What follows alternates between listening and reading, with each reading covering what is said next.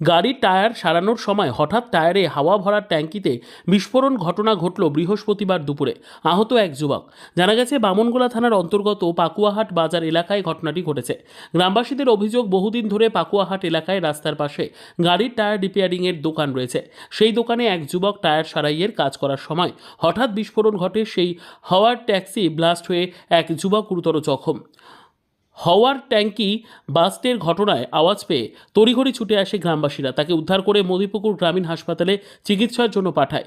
গ্রামবাসীদের অভিযোগ, এই রকম ঘটনা ঘটলে যে কোনো সময় বড়সড় দুর্ঘটনা ঘটতে পারে। আতঙ্কে রয়েছে এলাকাবাসী। শব্দ হলো একটা বোমের মতন, ছুটে চলে আসলাম বাড়ির থেকে। এসে দেখি এইটা একদম ওদিকে চলে গেছে, 5টা 6টা খুঁটি ভেঙে চলে গেছে ওদিকে। এটা কি হয়? এটা এই যে কি গ্যাসটা, গ্যাস না, টায়ার। টায়ার হাওয়া দেওয়ার মেশিন। এখানে গ্যারেজ আছে, এখানে টায়ারে সবাই আর কি গাড়িতে হাওয়া দেয়। আমাদের অনেক দিন থেকে আমাদের অসুবিধা হয়, এখানে হাঁটা চলা বিভিন্ন রকমের আমাদের অসুবিধা হয়। তা আমরা কিছু বলি না, বললেও আমরা ওদের সাথে আমরা মুখ লাগাইতে পারি না। তা আজকে যে ঘটনাটা ঘটলো, বড় ধরনের একটা ঘটনা ঘটতে পারতো।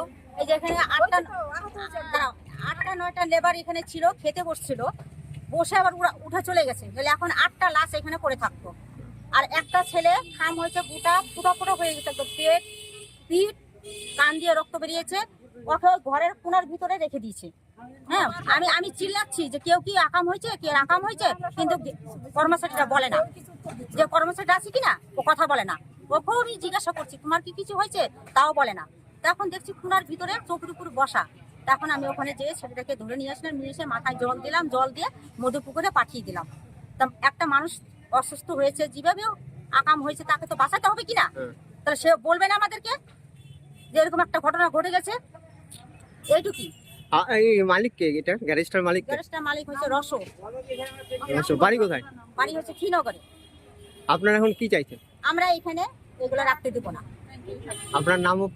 আমার নাম সুচিত্রা থাপা। গ্রাম? গ্রাম কানাতিপাড়া।